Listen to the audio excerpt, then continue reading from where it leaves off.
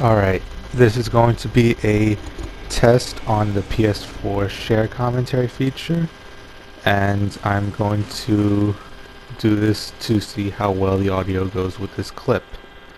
So this is a recording that I did of the final boss of the Defiled Chalice dungeon, Amygdala or Amygdala, however you like to say it.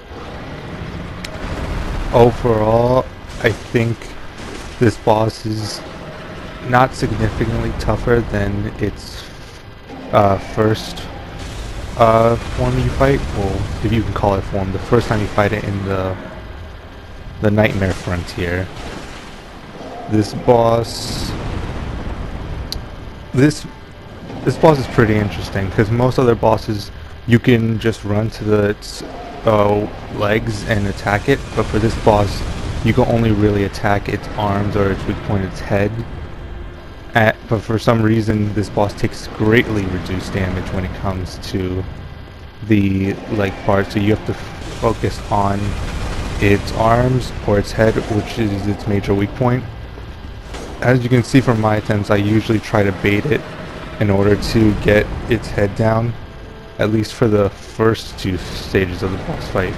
Once it enters its third stage, as you'll see, I'll try to get under its feet because it'll mostly just jump around, and at that point you really just want to get any hits that you feel are lucky.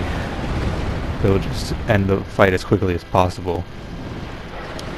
So for this fight you'll see that the weapons that I'm using is the Hunter's Axe. It's fully upgraded at +10, and right there I more or less broke its arm.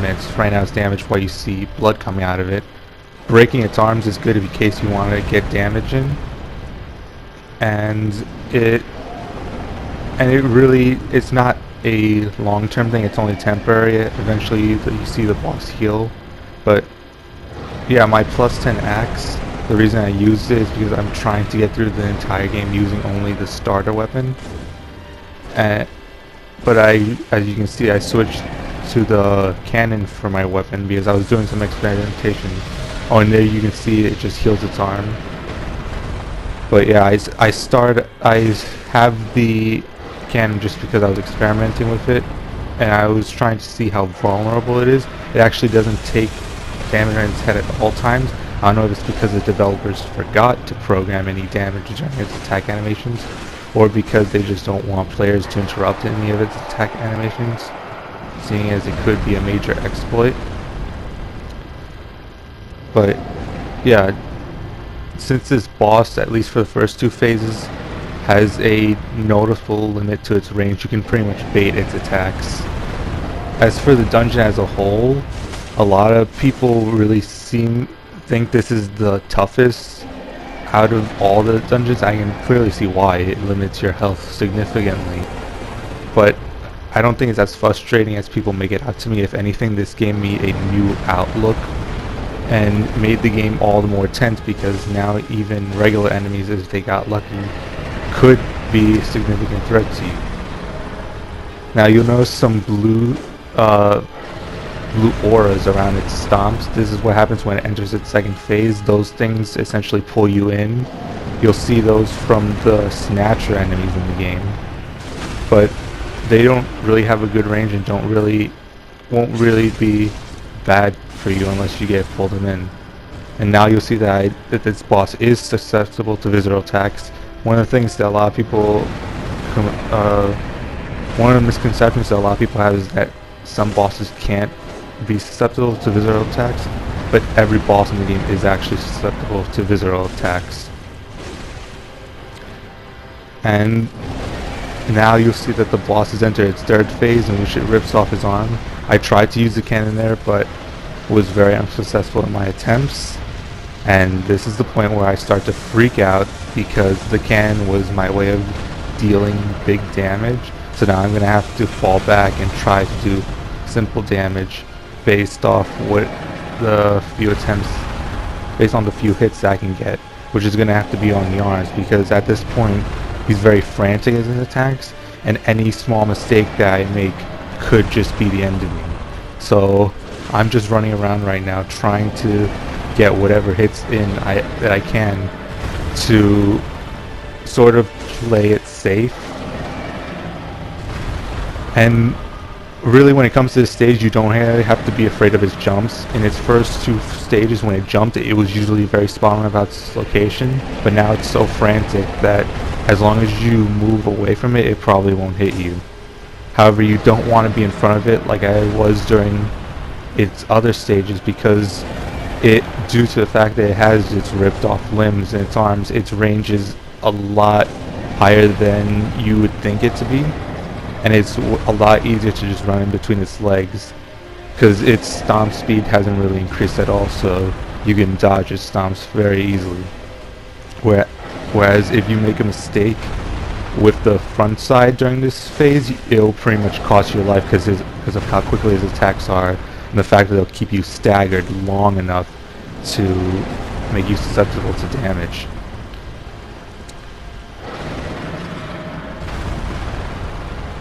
I don't really know what else you can say at this stage.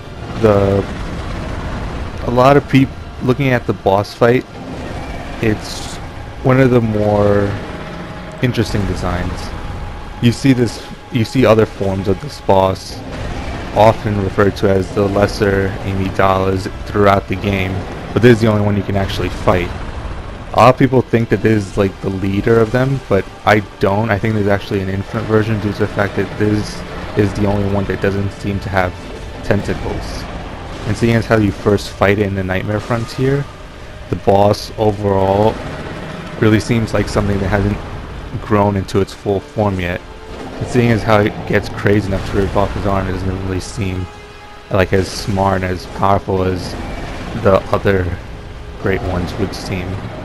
The other great ones as a whole seem to more or less know what their strengths and weaknesses are, whereas this one just tries to swipe at you mostly and use its lasers. Those lasers, now that I think about it, is actually a pretty smart idea.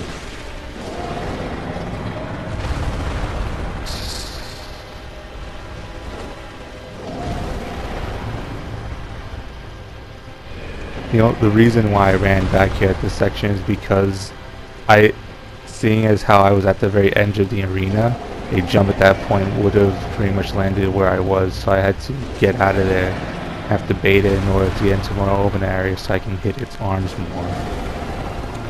But yeah, this is the end of the Child's Dungeons, and oddly enough, my performance with this boss fight was very similar to my performance when I first fought on Nightmare Frontier.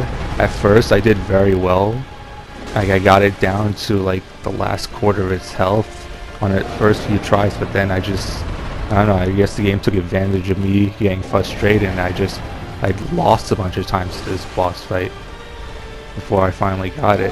And even when I did get it, as you can see in this attempt, I beat it without healing once, which is pretty crazy because when I first beat it, I healed only twice, despite the fact that I ran out of health vials, and it was the first boss in the main story campaign that actually made me run out of health vials. So to just fight this boss again run out of health vials since I had so many attempts at it, only to beat it without healing once, is something that it really shows you the amount of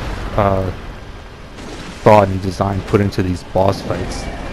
Like, these boss fights as a whole, even though they might seem a bit cheap, are actually very well thought out.